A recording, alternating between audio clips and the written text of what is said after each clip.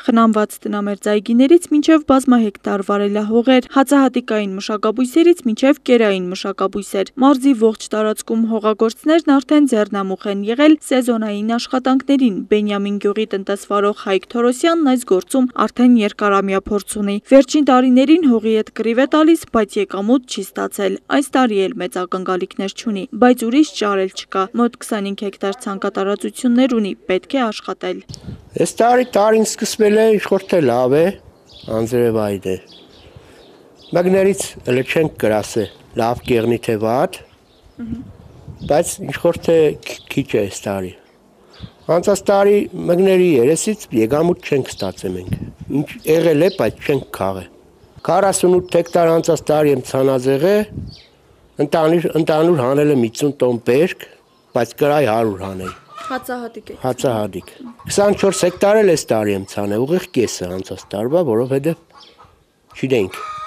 կեղներ թե չեր եղանի։ Գյուղացին լավ գիտի ռիսկերը, եղանակային անբարենպաստ պայմաններ, ոռոգման ջրի սակավություն, մկնանման կրծողների դեմ պայքար, սակայն գյուղը գյուղ չէ, եթե վարուցանք չկա։ Մի կարին ցանել ենք, լեգ ցանենք, կարի ավյոս, կարտոշկան գհանենք, դյար ցանենք։ Պետք է ցանել, մշակեն, քիչը լավ եղնի, եղանակից էլ է կախված ամեն ինչ, լավ լինելը։ Արել ենք, ցանել ենք։ Ոչ մի արդյունություն չկանի, ոչ մի օգնությունից չենք օգտվել, ավյոզ ենք արել, կարի ենք արել, որ ցանենք։ Պետական աջակցության ծրագրերի շրջանակում այս տարի եւս գործում է բուսաբուծության աջակցության ծրագիրը, որի մասին մանրամասնում է Շիրակի մարզպետի աշխատակազմի գյուղատնտեսության եւ շրջակա միջավայրի պահպանության վարչության պետ Ռոման Համայակյանը։ Այս պայմանությամբ մարզի ամբողջ տարածքում մեկնարկել է կառնանացանի աշխատանքները, սազրադիր հատվածներում նաև կարտոֆիլի ցանքներ սկսվել, սերմերի հետ կապված նախորդ տարիներից ունեցած սերմի քանակը բավարար է, ինչպես նաև պայմանավորված պետական աջակցության, բուսաբուծության աջակցության ծրագրով մարզի ֆերմերային տնտեսությունները հնարավորություն ունեն հավաստագրված սերմերով ցանկ իրականացնելու դեպքում փոխհատուցում ստանալ կատարված աշխատանքների 50%-ի չափով, իր մեջ ներառում է վարը, ցանքը, սերմի արժեքը, այդ մասով նախորդ տարվա համեմատությամբ պետք է նշեմ, որ լավարգում է տեղի ունեցել, ավելացվել է ևս մեկ մշակաբույս, դա կերի ճագնդեղն է, հացահատիկային մշակաբույսերի դեպքում փոխհատուցման չափը կազմում է 70,000 դրամ, հատիկնդեղենի դեպքում 100,000, կերային մշակաբույսերի դեպքում 110,000 դրամ, իսկ կերային ճագնդեղի դեպքում 80,000 դրամ։ Ընդհանուր առմամբ ամբողջ ֆերմերային գյուղացիական տնտեսությունները հնարավորություն ունեն օգտվելու եւ տնկանյութի եւ սերմացուի պակաս այս պայմանությամբ մարզում չունենք։ Պաշտոնյան նշում է, ցանք կատարելու ժամանակահատվածը մինչև հունիսի 1-ն է, ընթացքը դրական է գնահատում վերջինս։ Այս պայմանությամբ մարզի համայնքներում ծրագրի կետերին համապատասխան ընդունվում են դիմումներ եւ մինչեւ հունիսի 1-ը ցանկ իրականացնողները դիմելու են համայնքի կամ բնակավայրի վարչական ղեկավարին, որպես շահառու գրանցվելու, այնուհետև ինչպես նախորդ ծրագրի պարագայում մոնիտորինգի դրական եզրակացություն ստանալուց հետո իրականացվելու է փոխհատուցում։ Դաշտերում տեխնիկան կսկսի աշխատել, երբ նահանջեն անձրևային եղանակները։ Մինչ այդ ցանելու համար սերմերն արդեն պարկերում են եւ սպասում են, թե երբ պահ կտրվեն հողին։ Աստղիկ Խաչատրյան, Խան Հովհաննիսյան, այսօր։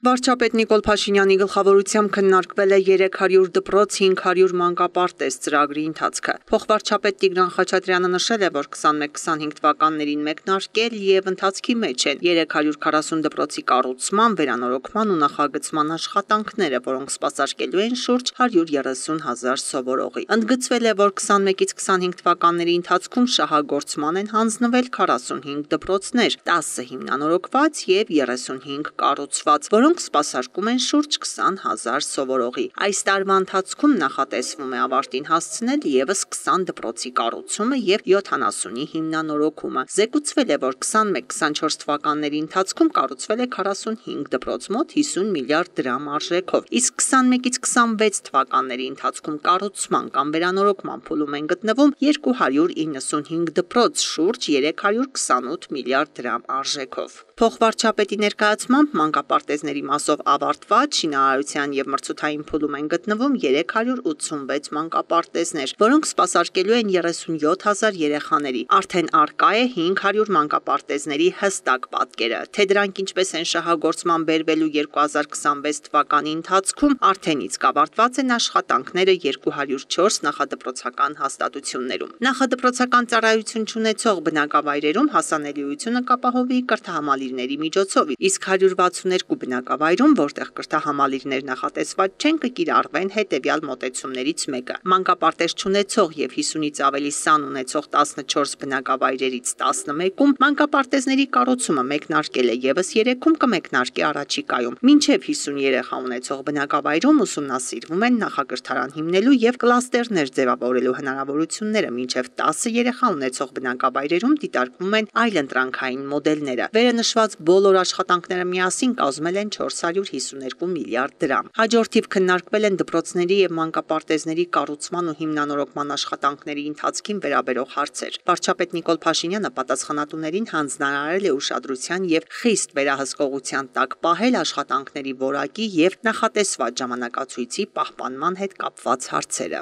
Այն դպրոցները, որոնք մենք հիմա տանում ենք նորոգման, այդ դպրոցների մեջ, եթե տվյալ համայնքում նախակրթարանի կարիք կա, միանգամից առանձնացնում ենք այն հատվածը, որը պետք է նախակրթարանի նպատակին ծառայի։ Արժեքով բոլոր աշխատանքները միասին 452 միլիարդ դրամ են կազմել։ Սրանք ավարտված եւ ընթացքում գտնվող դպրոցների մանկապարտեզների համար հատկացված եւ հատկացվելի գումարների հանրագումարն է։ Մայիսի 1-ն աշխարհում նշվում է որպես աշխատավորի միջազգային օր՝ ի նշան այն մարդկանց, ովքեր իրենց ամենօրյա աշխատանքով զարգացնում են պետությունների տնտեսությունն ու պահպանում հասարակական հավասարակշռությունը։ Տարիների ընթացքում այս տոնի իմաստը մի փոքր փոխվել է, այսօր մենք խոսում ենք ոչ թե աշխատավորների օրվա մասին, բայց խոսում ենք աշխատանքի օրվա մասին։ Բայց այս օրը միայն տոն չէ, այն նաև հիշեցնում է մարդկանց արժանապատիվ աշխատանքի, դրա արդար վճարման եւ սոցիալական պաշտպանության պայքարի մասին։ Կարևորը Հայաստանում օրենքը գործի։ Աշխատանքի պայմանները բարելավվել է, էթիկ կոմպլեքս լուծում է պահանջում։ Ու պետք է ամրագրվի ինձ թվում է օրենքով։ Աշխատողները իրանք ամեն ինչ պետք է անեն, որ իրենց իրավունքները պաշտպանված լինեն։ Առաջինը ազնիվ աշխատեն։ Մտածեն պետության մասին, պետության զարգացման մասին, սիրել հայրենիքը եւ ամեն ինչ փորձել անել, որ դեպի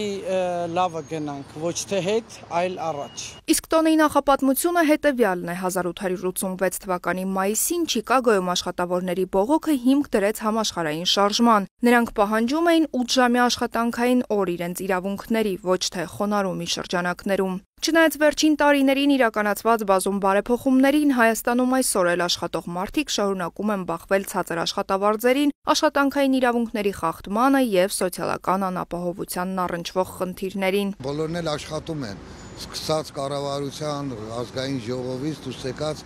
այն ամենա տարիքով փոքր երեխան էլի մի բան աշխատում է, որ ընտանիքը պահի։ Մեխանիզմներ շատ կան աշխատելու, ով կա փնտրում է, նա գտնում է։ Փոշակառը մարդ են դե իմ համար զբաղվում կա, էլի։ Աշխատում ենք երեխեքին, թե օգնում ենք, կարողանում ենք այդ այլ։ Միշտ էլ կարող է իհարկե բարելավել եւ մտածել ավելի լավ պայմաններ աշխատավորների համար, թեկուզ աշխատավարձների բարձրացման, թեկուզ ավելի լավ պայմաններ։ 60,000 աշխատավարձ Հայաստանում պետք է չլինի։ Քո ղեկավարը պետք է քեզ գնահատի։ Եթե դու արժանի ես բարձր աշխատավարձ ստանալու, ինքը պարտավոր է տալ։ Բոլոր ժամանակներում եւ բոլորը կասեն ոչ, չի բավարարում։ Այնպես որ իհարկե չի բավարարում։ Կարելի է բարելավել այդ պահանջարկը քաղաքացիների, որպեսզի իրավունքները պաշտպանված լինեն։ Պետությունը պետք է մտածի իր ժողովրդի մասին։ Միանշանակ։ Կուզենամ, որ ամեն մեկը ըստ իր աշխատանքի ստանա այդքան, որ կարողանա իրան թույլ տալ եւ հանգստի գնալ, եւ թատրոն գնալ։ Աշխատավարձը չափը բնականաբար լավ վիճակում չի, որտեղ սոցիալական վիճակը ընդհանուր ծանր է, թանկացումներ ա եղել, մնացածը նորմալ վիճակում է։ Քաղաքացիների կարծիքները հաշվի են առնվում նաև օրենսդիրում ազգային ժողովի ոլորտային հանձնաժողովի նախագահը վստահեցնում է, խնդիրները հայտնի են, լուծումները մշակման փուլում։ Օրենսդրական նախաձեռնություններ ուղղված են նրան, որպեսզի կարողանանք իրավական գործիքակազմերով հզորացնել արմիություններին, որպեսզի կարողանան ավելի արդյունավետ պաշտպանել աշխատողների իրավունքները։ Կարևոր խնդիրը նաև անվտանգ աշխատանքային պայմանների համար ստանդարտներ սահմանելն է, որովհետև երբ որ խոսում ենք արժանապատիվ աշխատանքի մասին, նաև աշխատանքային պայմաններն են, որոնք պիտի լինեն կյանքի եւ առողջության համար անվտանգ, ինչի համար կան որոշակի նախաձեռնություններ, վերանայելու այն նորմատիվները, որոնք վերաբերում են հենց անվտանգության կանոններին։ Մայիսի 1-ը հիշեցնում է, որ աշխատողի ձայնը պետք է հնչի ոչ միայն աշխատավայրում, այլ նաև քաղաքական օրակարգում։ Շնորհավոր Մայիսի 1։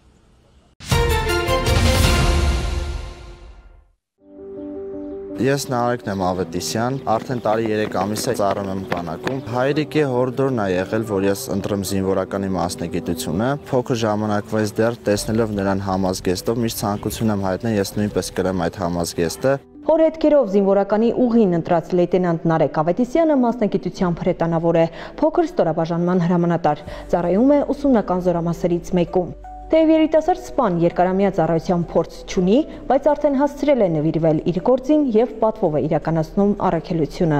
Բոլորս մեր հոգում պետք է ունենանք այդ գաղափարը, որ պարտավոր ենք մենք մեր հայրենիքը պաշտպանել, մեր հայրենիքը ամուր պահել։ Նարեկի ենթակայության տակ հրետանային դասակ է։ Լեյտենանտը պատասխանատու է ստորաբաժանման արտաքին տեսքի հարդարանքից մինչև հմուտ ու գրագետ մասնագիտական զենքին լիարժեք տիրապետող զինվորներ պատրաստելու համար։ Եվ որպես հրամանատար նա անձնական օրինակ է ենթակաների համար, միշտ ձգտել ավելիին ու յուրաքանչյուր պահի պատրաստ լինել վերադասի հրամանները կատարելուն։ Այսօրվա մեր թեմա պարապմունքը լինելու է հրանոթի հիմնական ուղղություն տալը։ Զինվորականի հոգեբանության մեջ պետք է լինի այդ պատասխանատվության ճիղը, քանի որ պատասխանատվությունը դու կրում ես քո անձնակազմի համար, քո անձնակազմի ցանկացած թերություն, դա համարում ես քո թերությունը։ Անձնակազմի մեջ մենք փորձում ենք սերմանել ընկերասիրությունը, ջանասիրությունը եւ ունենալ հայրենիքի նկատմամբ մեծ սեր։ Իմ ամենամեծ ցանկությունը այն է, որ իմ անձնակազմը փորձի տիրապետել իր հրանոթին, քանի որ մենք կրում ենք այս համազգեստը, բոլորիս պարտքն է իրար կողք կանգնել, թեև ու տիկունք լինենք եւ ավելի ամրապնդենք մեր բանակը։ Ըստ լեյտենանտ Ավետիսյանի ստորաբաժանման ճիշտ ղեկավարումից է կախված արդյունավետ ծառայությունն ու խնդիրների ճշգրիտ եւ ժամանակին կատարումը։ Ուստի որպես դասակի հրամանատար Նարեկը նաև խիստ ուշադրություն է դարձնում անձնակազմի բարոյահոգեբանական պատրաստվածությանը։ Այդ նպատակին է միտված նաև զինվորների հետ պարբերաբար անցկացվող զրույցները։ Մենք բոլորս մի նպատակի համար ենք այստեղ, պատվով պահենք մեր հայրենիքը։ Դուք դառնալու եք կրտսեր հրամանատարներ ու պետք է պատասխանատվության բարձր գիտակցումով կատարեք ձեր առջև դրված խնդիրները։ Մարտի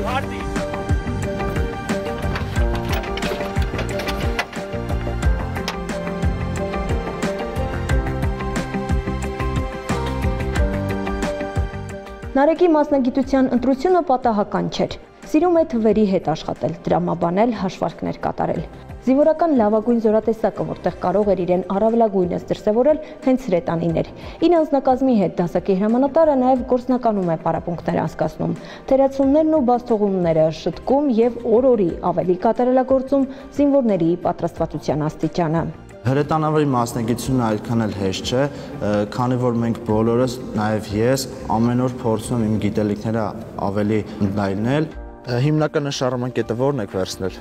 Որպես հնկը ընտրել ենք խողովակի ձախեզրը։ Հրամանները մարտի ենք բերում եւ փորձում ենք հրաձգություն կատարել եւ այդ հրաձգության ժամանակ թե զինծառայողները, թե մենք ամեն մի կրակոցից սկսում ենք ավելի լավ, ավելի ուժեղ կատարելագործել մեր հմտությունները։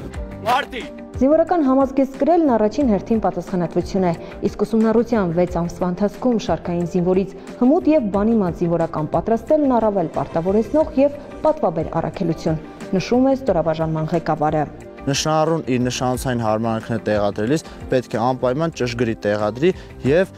առանց վնասվածքների։ Այսինքն պետք է կատարել արագ, բայց նույն ժամանակ խելացի կերպով։ Պարզ էր բոլորիդ։ մենք սպաներով փորձում ենք նրանց մաքսիմալ տանկ գիտելիքներ, որպեսզի նրանք կարողանան զորքերում կիրառեն եւ փոխանցեն իրենց անձնակազմին։ Լեյտենանտ Նարեկ Ավետիսյանը վստահեցնում է, դեռ երկար տարիներ է շարունակելու ծառայել հայրենիքին, անմնացորդ նվիրվել սեփական առաքելությանը, հավատարիմ երդմանն ու զինվորական կոչմանը։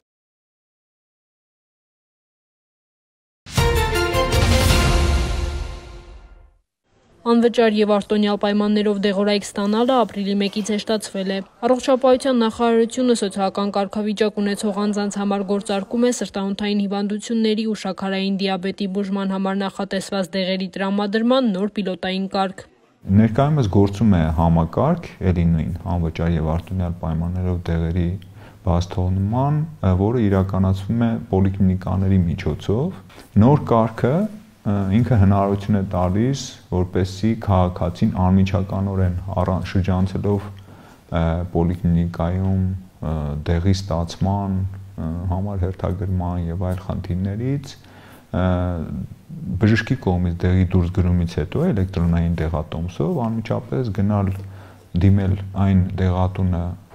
որը միացած է այս ծրագրին, միացել է արդեն այս ծրագրին եւ ներկայացնելով դեղի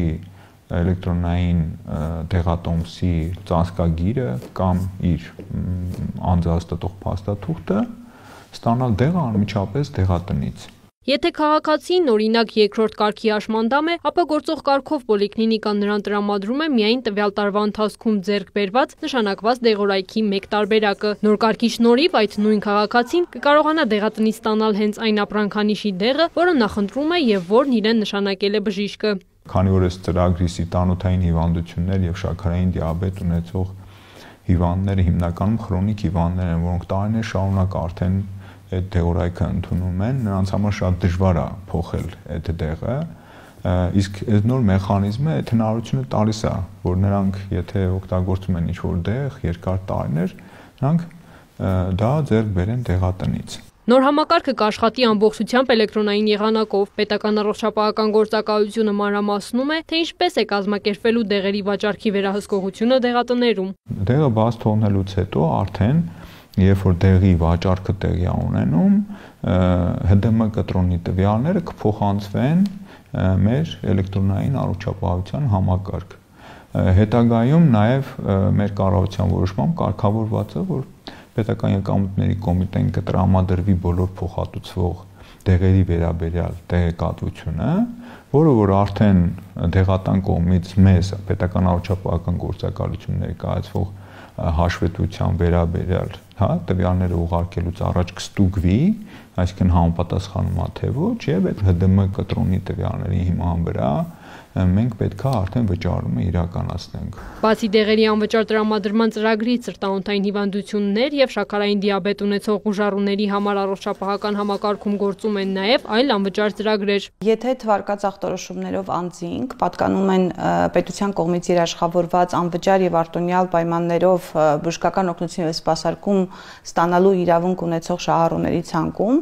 ապա ստանում են կառավարության համապատասխան որոշմամբ սահմանված բոլոր ծառայությունները, վիրահատական, ոչ վիրահատական բուժում պահանջող հիվանդությունները, կյանքին վտանգ սպառնացող հիվանդությունները, դժվարամատչելի ախտորոշիչ հետազոտությունները եւ այլն։ Պետությունը կսահմանի փոխհատուցվող դեղերի առավելագույն գինը եւ այդ սահմաններում ամբողջությամբ կփոխհատուցի այն, սակայն եթե քաղաքացին նախընտրի ավելի թանկ դեղորայք, ապա ինքնուրույն պետք է վճարի հավելյալ տարբերությունը, որը չի կարող գերազանցել պետության կողմից փոխհատուցվող գումարի 50%-ը։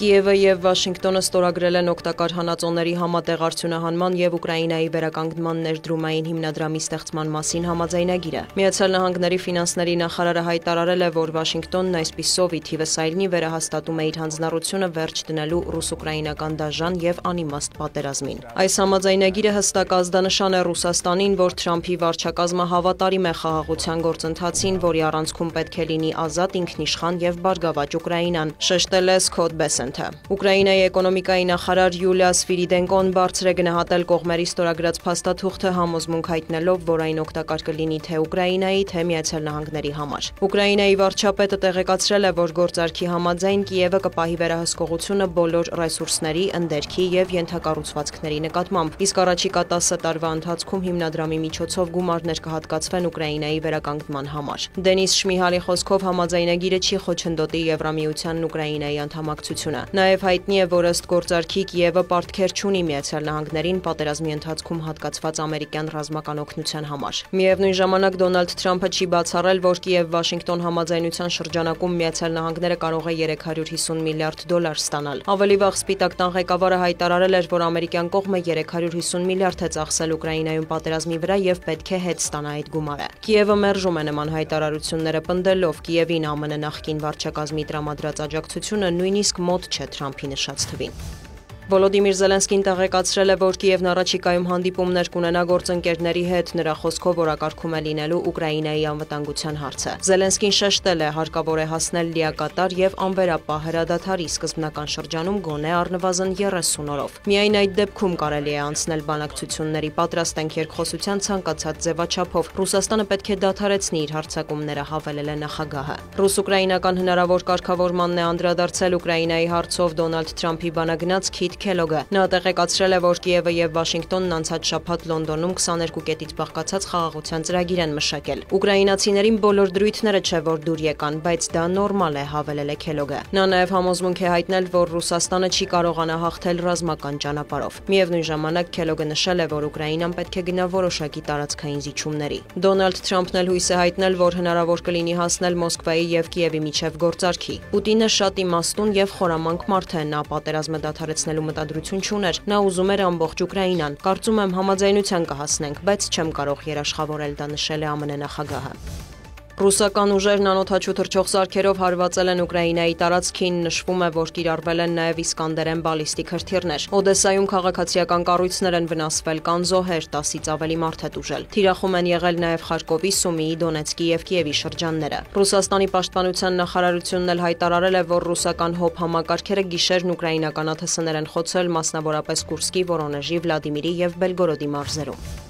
Հնդկաստանը փակել է օդային տարածքը պակիստանյան բոլոր ինքնաթիռների համար, որոշումը կգործի ապրիլի 30-ից մայիսի 23-ը։ Հաղորդվում է, որ ծանուցումը վերաբերում է բոլոր ինքնաթիռներին, որ գրանցված են, շահագործվում են եւ վարձակալված են պակիստանյան ավիաընկերությունների կողմից։ Այն տարածվում է ինչպես քաղաքացիական, այնպես էլ ռազմական ինքնաթիռների վրա։ Պակիստանը Հնդկաստանի համար օդային տարածքը փակել էր դեռ օրեր առաջ երկու երկրի միջև լարվածության աճի պայմաններում։ Պակիստանի պաշտպանության նախարարը երկուշաբթի հայտարարել է, որ հարևան Հնդկաստանի ռազմական ներխուժումն անխուսափելի է։ Երկու երկրի հարաբերությունները կտրուկ սրվել են Ջամուում եւ Քաշմիրում ապրիլի 22-ին տեղի ունեցած ահաբեկչությունից հետո, որի հետևանքով 26 մարդ է զոհվել։ Նյու Դելին տեղի ունեցածի համար մեղադրել է Պակիստանին, դադարեցնելով այդ երկրի քաղաքացիներին վիզաների տրամադրումը եւ Իսլամաբադի հետ ջրային ռեսուրսների մասին համաձայնագիրը։ Պակիստանի պաշտպանության նախարարը զգուշացրել է, որ երկու երկրի միջև հակամարտությունը կարող է վերաճել միջուկային դիմակայության։ Վերջին օրերին նաեւ սահմանային գրակոծների մասին տեղեկություններ են շրջանառվում։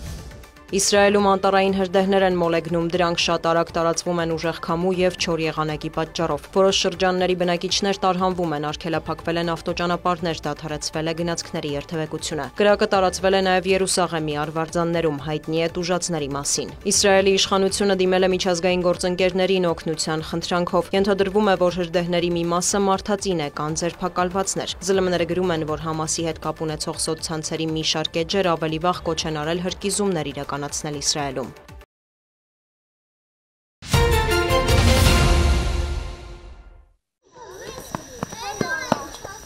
Զանգեզուրի պղնձամոլիբդենային կոմբինատի բնապահպանության բաժնի աշխատակիցները ապրիլի 28-ին եղեգում էին։ Ազդակիր այս բնակավայրում ամենուր կանաչ է։ Տեղացիները յուրահատուկ վերաբերմունք ունեն հատկապես պտղատու ծառերի նկատմամբ։ Դպրոցի բակի նորատունկերն այս տարի արդեն բերք կտան։ Այստեղ հյուրեր հաճախ չեն լինում, եկողներին էլ գրկաբաց են ընդունում։ Եվ այդպիսով խնդիրներ են առաջացնում մարդկանց համար։ Միջնակարգ դպրոցում սովորողները շատ ուշադիր էին լսում մեր մոլորակի մասին հանքարդյունաբերական ձեռնարկության ներկայացուցիչների պատմածն ու զննում ցուցադրածը։ Ինայի ընտանիքը մայրաքաղաքից է Սյունիք տեղափոխվել։ Աղջնակն ասում է, կարծում էր, թե գյուղերում ավելի խնամքով են վերաբերվում բնությանը, բայց ցավոք այդպես չէ։ Ես շատ եմ մասնակցել տարբեր կամավորական խմբակներին, օրինակ մենք զբաղվել ենք Սևանի ափերը մաքրելով, մենք զբաղվել ենք Երևանի փողոցները մաքրելով այդ կամավորական խմբակների ժամանակ ու իմ համար չգիտեմ, դա էլ է նաև շատ կարևոր, եթե մեր տարիքի երեխաները կարողանան այդ տենց խմբակների մեջ ունենան իրենց փոքրիկ դրույքը եւ կարողանան նենց անեն, որ մեր երկիրը մաքուր լինի։ Իսկ քո կարծիքով նման տեղեկատվական արշավները թե՞։ Նման տեղեկատվական արշավներ իմ կարծիքով պարտադիր են, որովհետև ոչ բոլորն են տեղեկացված այս ամեն ինչի մասին, ոչ բոլորն են տեղեկացված, թե գլոբալ ինչ վիճակում է գտնվում մեր երկիրը աղտոտվածության առումով եւ այդ ամեն ինչով ինֆորմացնել երեխաներին ինձ թվում է պարտադիր է։ 7-րդ դասարանցի Դավիթին բնապահպաններն օգնեցին ընկերներին համոզել, որ իրենց բնակավայրի մի շարք բույսեր վերացման եզրին են եւ դրանք պոկելիս պետք է զգույշ լինել։ Ես շատ ուրախ եմ, որ իմ ընկերներն էլ իմացան կարմիր գրքի մասին։ Ես առաջել էի ուսումնասիրում կարմիր գիրքը, բայց ընկերներս չէին լսել դրա մասին։ Նույնիսկ եղել է, որ ես իրանց, ասենք թե ինչ-որ բույսի մասին եմ ասել, որը ընդգրկված է կարմիր գրքում, բայց չեն հավատացել։ Ուզում եմ հատկանշական համարել այն փաստը, որ այս բնապահպանական ծրագիրը իրականացնում է հենց Զանգեզուրի պղնձամոլիբդենային կոմբինատը, քանի որ ինքը լինելով Հայաստանի ամենախոշոր հանքարդյունաբերողը իհարկե չէր կարող վնաս չհասցնել նաև բնությանը, բայց միևնույն ժամանակ նաև ջանքեր չի խնայում բնապահպանական խնդիրներ լուծելու համար։ Ու ընտրվել է հետաքրքիր ձևաչափ այլևս դպրոցականների շրջանում քարոզել բնապահպանական խնդիրներ եւ նպաստել, որպեսզի երեխաները գիտակցեն բնության պահպանության ամենակարևոր խնդիրների մասին, չախտոտել, չվնասել ու ինչու՞ չէ նաև իրենց ընկերներին կամ հարազատներին մշտապես իրազեկել բնապահպանական բոլոր խնդիրների մասին։ Բնապահպանների հաջորդ հայցն արդեն Կապանում էր։ Թիվ 1 հիմնական դպրոցում նրանց դիմավորեցին փոքրիկ ցուցահանդեսով, նմուշները պատրաստել էին պլաստիկե թափոններից։ Հանդիպումը պլանավորվածից երկար տևեց, երեխաների հարցերը շատ էին։ Մեր ընկերները փորձել են վերամշակել թափոնները եւ դրանցից ստեղծել նոր եւ ավելի հետաքրքիր առարկաներ, հասցնելով ավելի քիչ կորուստ մեր բնությանը։ Ամենաշատ կորուստը մեր մայր բնության եւ վնասը էկոլոգիային հասցնում են հենց թափոնները։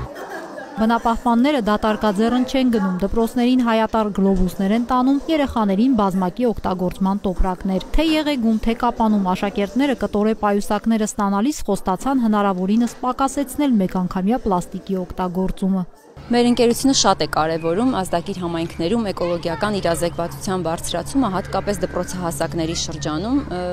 քանի որ ի վերջո երեխաների այսօրվա մտածելակերպից եւ վերաբերմունքից է կախված, թե ինչպիսին կլինեն վաղը նրանց գործողությունները եւ հետեւապես ինչպիսին կլինի մեզ շրջապատող աշխարհը։ Իդեպ նշեմ, որ այսօր մեր հանդիպումը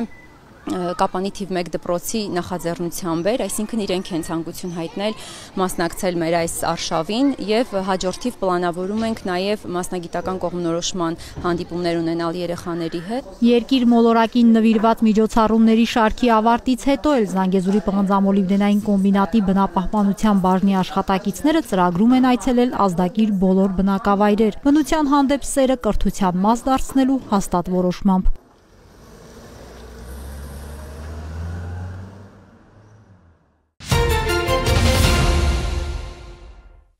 Համայնքային ոստիկանության աշտարակի բաժնի ծառայողները ստացել էին տեղեկություն, որ Փաստացի աշտարակ քաղաքում բնակվող 38-ամյա տղամարդը զբաղվում է ապօրինի թմրաշրջանառությամբ։ Տղամարդը հայտնաբերվեց ու ձերբակալվեց։ Նրա խուզարկությամբ հայտնաբերվեց մոխրացած հետքերով կաթուցիչ ու մարիխուանայի նմանվող զանգվածով փաթեթ, ըստ նրա փաթեթում թմրանյութ էր։ Արագածոտնի մարզային քննչական վարչությունում նախաձեռնված քրեական վարույթի շրջանակում զննվեց նրա բնակարանը։ Արդյունքում հայտնաբերվեց 190 գրամից ավելի մարիխուանայի նմանվող զանգված եւ մոխրացած հետքերով 2 կաթուցիչ, հանգամանքները նախաքննությամբ պարզվում են։